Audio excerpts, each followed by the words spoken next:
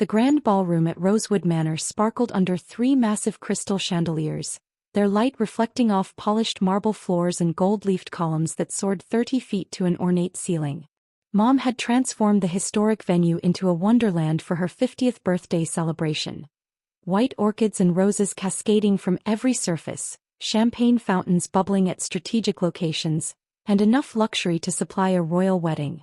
80 of the most prominent families in our exclusive community had gathered to celebrate Victoria Blackwood's milestone birthday. These were people whose names graced hospital wings and university buildings, whose charitable donations shaped local politics, whose business decisions affected thousands of jobs across the region. The guest list read like a who's who of old money and new wealth, all gathered to honor one of their most respected members. The Rosewood Manor estate itself was legendary, a 12,000-square-foot mansion built by railroad magnates in the 1920s, sitting on 15 acres of manicured grounds that had been featured in Architectural Digest 4 times. It was exactly the kind of venue that established someone's position in the social hierarchy of our affluent suburb. And there I was, standing near the champagne fountain in my simple navy dress from Macy's, feeling like I'd crashed the wrong party. Gabriella. Mom's voice cut through the ambient chatter with the practiced projection of someone accustomed to commanding attention at large social gatherings. Victoria Blackwood approached me with her signature smile, the one that graced charity gala programs and society magazine covers, radiant and perfectly calculated. At 50, Mom was stunning in the way that only came from unlimited resources and professional maintenance. Her Valentino gown probably cost more than most people's annual salaries, her diamond jewelry could have funded several small businesses, and her hair had been styled by the same team that prepared A-list celebrities for award shows. "Darling," she said, air-kissing near my cheek without actually making contact, "there you are. I was just telling Mrs. Richardson about your little event planning venture." The way she said "little event planning venture" made it sound like I was organizing birthday parties for neighborhood children rather than running a professional business. Mrs. Richardson, the wife of our county's most successful commercial developer, turned toward me with polite interest.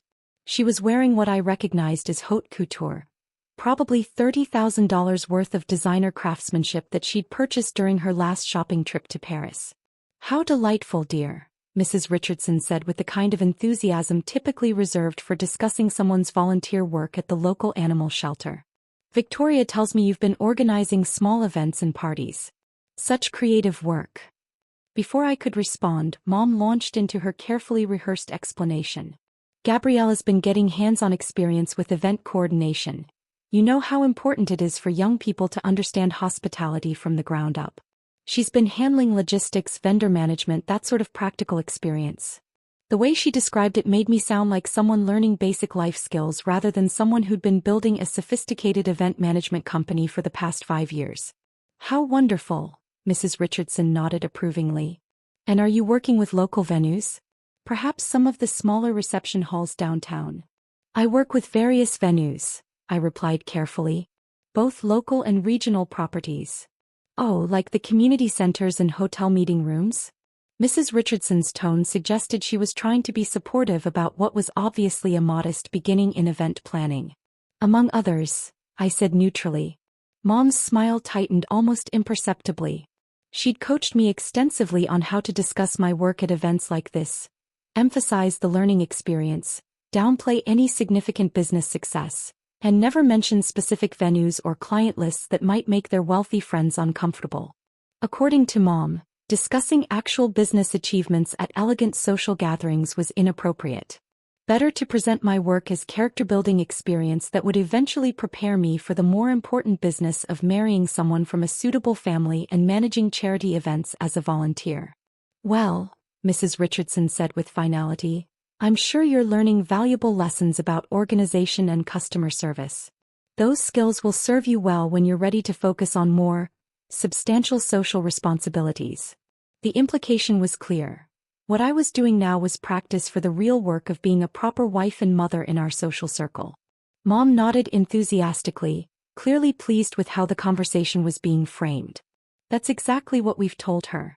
Gabriella's always been very independent. But she's learning that there's more to life than just business ventures. Family, community involvement, social obligations. These things matter more than profit margins. I excused myself and walked toward the bar area, needing some distance from conversations about my apparently temporary career phase before I focused on more appropriate pursuits. The bartender, a professional I'd worked with on numerous high-end events, smiled as he prepared my drink. "How are you enjoying the party, Ms. Blackwood?" "It's beautiful," I replied honestly. Mom had exquisite taste when it came to event planning and execution. "Your mother certainly knows how to create a memorable celebration," he observed, gesturing around the opulent ballroom. "I've worked a lot of these society parties, but this one is exceptional. The logistics alone must have been incredible to coordinate." "She's very talented," I agreed, though my relationship with these social gatherings was more complicated than he could imagine. Before I could elaborate, I spotted my stepfather making his way through the crowd toward me. James Blackwood commanded attention wherever he went. At 6'2" with distinguished silver hair and the confident bearing of someone who'd spent decades in investment banking, he was the embodiment of financial success and social prominence. "Gabriella." James's voice carried the warmth he used for important client meetings and board presentations. "There's my stepdaughter.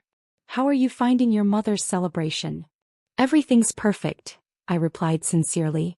"She's created something truly special. Well, your mother has always had impeccable taste. 50 years deserves a proper celebration, especially when those years have been as productive as Victoria's." He gestured around the elegant venue. "Speaking of productivity, your mother mentioned you've been expanding your event planning work. Very enterprising of you." James had always been supportive of my business interests, even when Mom's concern about my unmarried status was obvious. He'd married into our family when I was 22, bringing considerable wealth and social connections that had elevated our position significantly. "I've been fortunate to work with some interesting clients," I said carefully. "That's the spirit. Building a service business requires real dedication and attention to detail." He lowered his voice slightly. "Though between you and me, your mother is getting concerned that you're becoming too focused on work and not enough on the social connections that lead to appropriate marriage prospects." I'd heard this concern many times, the gentle suggestion that my business success was distracting me from the more important task of finding a suitable husband from our social circle. "I understand her concerns," I said. "She loves you, Gabriella. We both do. But sometimes love means encouraging someone to think beyond immediate career satisfaction toward long-term family goals."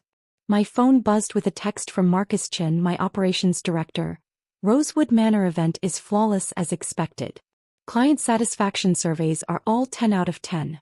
Also, the Henderson estate wants to book us for their daughter's wedding $2.3 million budget. Your reputation is spreading fast."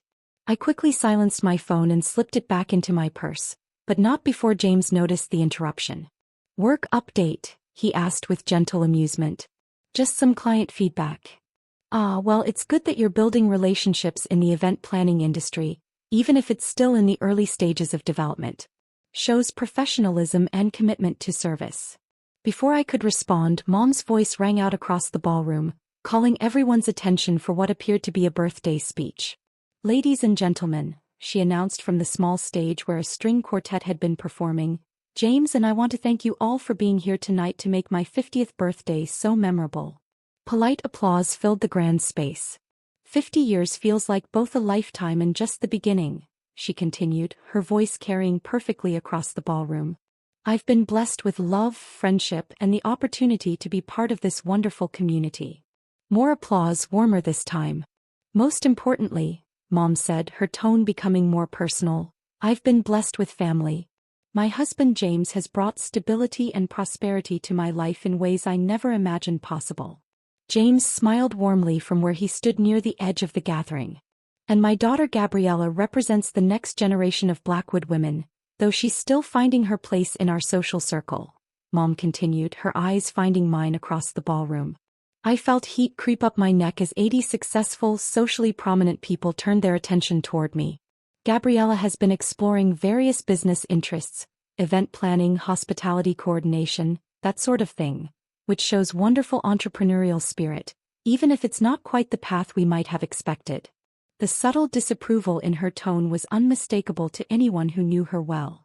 However, Mom's voice gained confidence as she delivered what was clearly a carefully planned message. I'm hopeful that she'll soon realize that true fulfillment for women in our position comes not from commercial pursuits, but from building meaningful family relationships and contributing to our community through appropriate social leadership. Around the ballroom, I could see people nodding approvingly at this hope that the Blackwood daughter would eventually settle into more traditional expectations. Which brings me to an important family announcement, Mom said, her tone shifting toward what I recognized as her decision-making voice. Oh no, Gabriella, sweetheart, your stepfather and I have been discussing your future, and we've decided it's time for some significant changes in your living arrangements and life priorities. The ballroom fell silent as everyone realized they were about to witness what was clearly a planned family conversation disguised as birthday celebration commentary. You're 28 years old, Mom continued, and while we've supported your independence and business experiments, it's time to be realistic about what's appropriate for someone from our family. I could feel 80 pairs of eyes studying me, watching to see how I would respond to what was clearly going to be a public declaration of family expectations. The event planning work has been a valuable learning experience, James added from his position near the stage, but it's not a career path that's suitable for someone with your background and social obligations. It's time to focus on finding an appropriate husband and preparing to take on the kind of community leadership role that our family's position requires. Furthermore, Mom said, her voice gaining authority as she delivered what was clearly a prepared ultimatum, we think you should move out of the family estate and find your own place while you transition to a more appropriate lifestyle. Living at home at your age sends the wrong message about your maturity and readiness for marriage. Around the ballroom, I could see people nodding approvingly at this practical approach to encouraging their daughter to embrace adult responsibilities. You have until Monday to pack your belongings and find alternative accommodation, Mom announced with finality. We love you, but we won't continue to enable choices that don't align with our family's values and community standing. The ultimatum hung in the air like a challenge.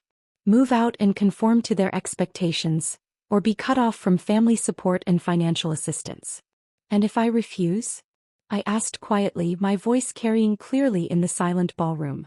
Then we're calling the police to remove you from our property, Mom declared, her voice rising with frustration at my apparent defiance. We will not continue to support behavior that embarrasses our family and undermines our position in this community. The threat was delivered with absolute certainty: conform or be forcibly removed from the family home. I stood there for a moment processing what had just happened. In front of 80 of the most prominent people in our community, my mother had given me an ultimatum: abandon my business career and find a husband, or be evicted from the family home. Move out by Monday or we're calling police, Mom repeated, her voice sharp with authority and embarrassment at my public resistance to their reasonable demands. I smiled calmly and reached into my purse, pulling out an official-looking document that I'd been carrying all evening. Actually, Mom, I said quietly, I have something for you. I walked across the ballroom floor toward where she stood on the stage, aware that 80 people were watching my every movement with obvious curiosity. When I reached her, I handed her the document with a gentle smile. What is this? She asked, though something in my expression was making her look uncertain for the first time all evening. It's an eviction notice, I replied calmly. You have 30 days to vacate the premises. The words seemed to echo across the silent ballroom as Mom stared at the document in her hands. What are you talking about? She whispered.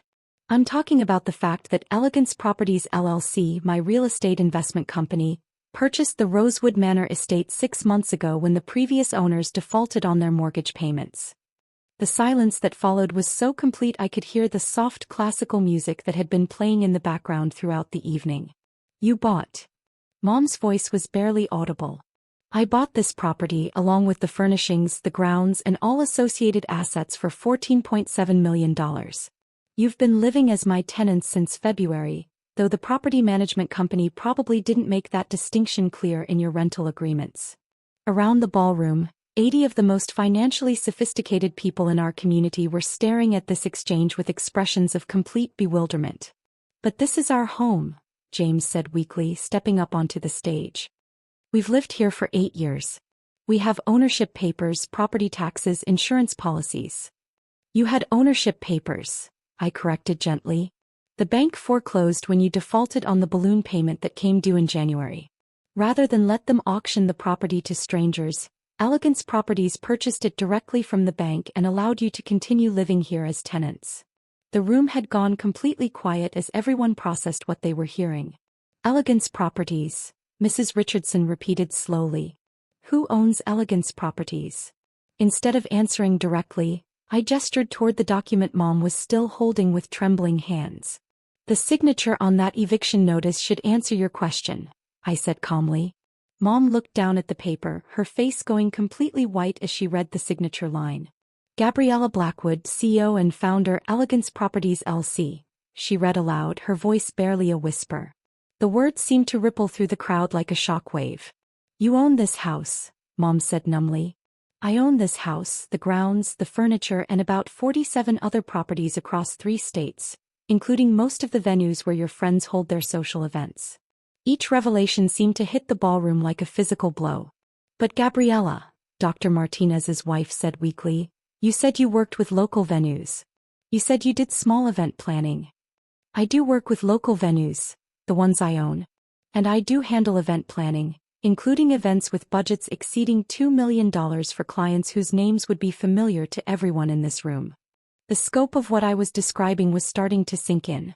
How many properties? James asked faintly. 48 properties currently, with a combined value of approximately $160 million. Hotels, event venues, restaurants, and residential properties that cater to high-end clients across the region. The number seemed to echo in the silent ballroom. $160 million? Mom repeated mechanically. That's the conservative appraisal for insurance purposes. The actual market value is probably closer to $200 million. Dr. Martinez was the first to ask the obvious question. Gabriella, how long have you been building this real estate portfolio? 5 years. I started with a single small venue when I was 23, reinvested all profits into acquiring additional properties, and gradually built what's now one of the most successful hospitality and event management companies in the region. Around the ballroom, I could see people trying to reconcile this revelation with their assumptions about my small-scale event planning work. You've been running a $200 million company, Mom said slowly, while we thought you were coordinating birthday parties and small wedding receptions. I coordinate birthday parties and wedding receptions. I just coordinate them at venues I own, for clients who pay premium rates for exclusive access to luxury properties. The technical truth of my earlier descriptions was starting to become clear. Including this party, James realized. You coordinated your own mother's birthday celebration. Mom wanted to hold her party at Rosewood Manor. I made sure she could book the venue, even though we typically require 6 months advance notice for events of this scale. The irony was impossible to ignore. Mom had been celebrating her 50th birthday at a venue owned by the daughter she was evicting. Mrs. Richardson was looking around the opulent ballroom with new eyes. Gabriella, you own Rosewood Manor? Among other properties, the Wellington Hotel where the charity ball is held every year, the Grandview Country Club where most of your friends hold their wedding receptions, the historic Riverside Mansion that hosts the annual Symphony Gala. Those are all Elegance Properties venues. Each venue I mentioned was legendary in our social circle, properties that defined luxury events for the wealthy families in our community. We've been holding our events at your properties, Dr. Martinez's wife said with amazement. For the past 3 years, yes. Elegance Properties handles about 60% of the high-end social events in our region, though we maintain discretion about our client relationships. The realization that I'd been secretly managing their social lives while they thought I was learning basic event planning seemed to stun everyone into silence. But why? Mom asked desperately. Why didn't you tell us what you were really building? Why let us think you were just playing around with small events? I looked around at the faces surrounding me. People who had spent the evening treating me like someone who needed their patience while I figured out how to be successful like them. Because I wanted to see if you could be proud of me when you thought I was unsuccessful. The words landed like a challenge. We are proud of you, Mom protested automatically. We've always been proud of you. Have you? Because 10 minutes ago, you publicly evicted me from what you thought was your house because you were embarrassed by my career choices. You threatened to call police to remove me from property that I actually own.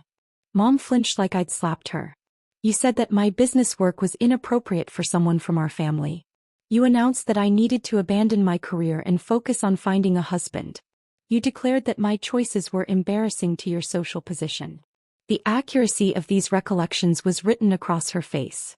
But the irony, I continued, is that while you were embarrassed by what you thought was my failure to achieve appropriate success, I was actually more successful than you'd ever imagined. Successful enough to buy your house when you couldn't afford the mortgage payments. Successful enough to let you continue living here while you criticized my business choices. James was staring at the eviction notice like it contained impossible information. Gabriella, we had no idea you were supporting us financially. You had no idea because you never asked what my business actually involved. You saw what you expected to see, your daughter playing around with small event planning, and you never looked deeper. But we were trying to help you, Mom said weakly. We were concerned about your future, your security, your social position. You were concerned about your own social position. You were embarrassed that your daughter wasn't married and wasn't pursuing the kind of traditional success that would enhance your reputation in this community. The brutal honesty of this assessment seemed to break something in her. Furthermore, I said, pulling out my phone to show them the latest business reports, while you were worried about my financial security, Elegance Properties has been one of the most profitable hospitality companies in the state for the past 2 years. How profitable? James asked weakly. Annual revenues of approximately $47 million, with profit margins that most real estate investment firms would envy. The number seemed to stagger everyone present. $47 million, Mom repeated numbly. This year we're projecting $52 million. Thanks to expansion into 2 new markets and the acquisition of 3 additional luxury venues. Dr. Martinez was shaking his head in amazement. Gabriella, you've built something extraordinary. A $50 million hospitality empire while we thought you were learning basic event coordination. And you did it while allowing us to live in your house, James added, his voice thick with regret and amazement. I looked at these 2 people who had shaped so much of my adult life, who had driven me to succeed partly to earn their approval and partly to prove I didn't need it. The real tragedy, I said quietly, is that you were so focused on what you thought I should be achieving that you never noticed what I was actually building. We failed you completely, Mom whispered, tears starting to flow down her cheeks. We failed to see the incredible businesswoman our daughter had become. You didn't fail me, I replied. But you did fail to see me clearly. There's a difference. I walked over to where the bartender was standing, clearly having overheard this entire exchange. Miguel, I said calmly, could you make sure all our guests have fresh champagne? I'd like to make a toast. Of course, Miss Blackwood, he replied with obvious respect. Should I also bring the special champagne you had me reserve for tonight? Perfect. Thank you. As servers began circulating through the ballroom with fresh glasses of Dom Perignon, I returned to the stage where Mom and James were still standing in shocked silence. Ladies and gentlemen, I announced to the gathering, I hope you've enjoyed celebrating my mother's 50th birthday at Rosewood Manor. Polite applause, though everyone was clearly still processing what they'd witnessed. I wanted to take this opportunity to share some news about Elegance Properties and our expansion plans for the coming year. The room fell silent as 80 of the most socially prominent people in our region focused on what was clearly going to be a business announcement. Elegance Properties will be opening 3 new luxury venues in the next 18 months, including a destination wedding resort in the mountains and a historic mansion in Charleston that will host exclusive corporate retreats. Several people were taking notes now, clearly realizing they were hearing insider information about venues they might want to book for future events.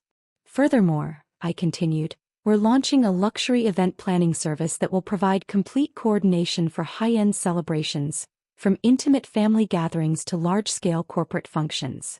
Mrs. Richardson raised her hand. Will this service be available for existing clients? Absolutely. In fact, several of you have already worked with our planning team without realizing it. The Henderson anniversary last month, the Phillips wedding reception, the Martinez charity gala.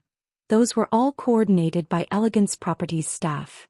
The revelation that I'd been secretly managing their social events for months seemed to amaze everyone present. We believe in providing exceptional service while maintaining complete discretion about our client relationships, I explained. Your events succeed because of careful planning and attention to detail, Not because of who owns the venues. James stepped forward. Gabriella, what does this mean for us? For our living situation? I looked at these two people who had tried to evict me from property I owned, who had threatened to call police to remove me from my own house. It means you can continue living at Rosewood Manor as long as you'd like, I said calmly. The eviction notice was just to make a point. This is your home and I have no intention of changing that. But we can't afford the mortgage payments, Mom said desperately. That's why we lost the house in the first place. There are no mortgage payments. Elegance Properties owns the property outright. You can continue living here as my guests, or we can work out a rental arrangement that fits your budget, or we can discuss other options that make sense for everyone. The relief on both their faces was immediate and overwhelming. However, I continued, I do expect some changes in how we communicate about my work and my life choices. Both of them nodded eagerly. I expect you to ask questions about what I'm actually building instead of assuming you understand my business. I expect you to support my success instead of being embarrassed by what you think is my failure.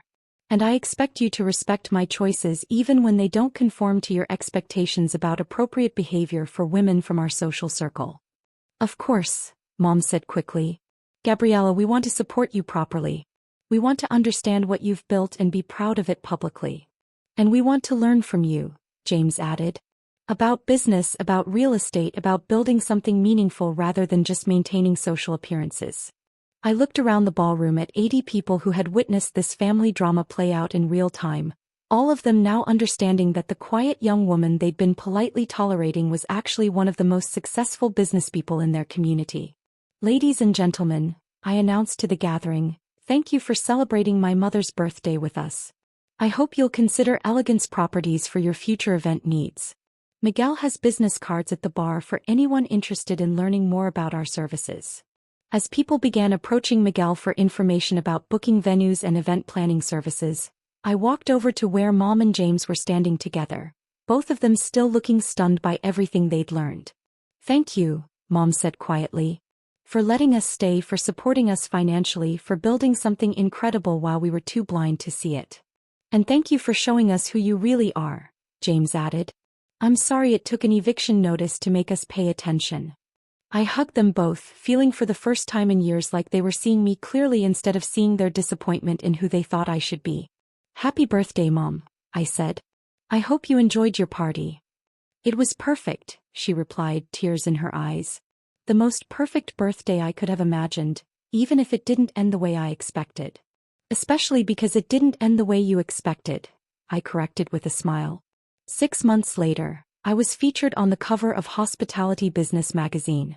The article was titled, The Secret Empire, How Gabriella Blackwood Built a Luxury Event Dynasty While Her Family Thought She Was Learning Party Planning. It told the story of Elegance Properties, of the innovative approaches to luxury hospitality that had made me one of the youngest successful venue owners in the country, of the business philosophy that had turned event coordination into real estate empire building.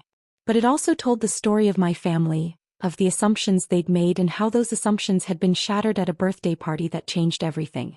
It discussed the complexity of family relationships when success doesn't look traditional, and the importance of asking questions before making judgments about people's achievements. The article included a photo of our family at the grand opening of our new Charleston venue, Mom, James, and I standing together in front of the historic mansion that would become Elegance Properties' flagship destination resort, all of us smiling genuinely as we discussed the company's expansion plans. The caption read, The Blackwood Family Today, Building Success Together on Honest Foundations. It wasn't perfect. Relationships that had been damaged by false assumptions take time to rebuild. But it was real and it was based on truth instead of expectations. And for the first time since I'd started Elegance Properties, I felt like my family could see me for who I really was instead of who they'd wanted me to be. The daughter they'd tried to evict owned the house they'd been trying to evict me from. And now, finally, they could see the difference.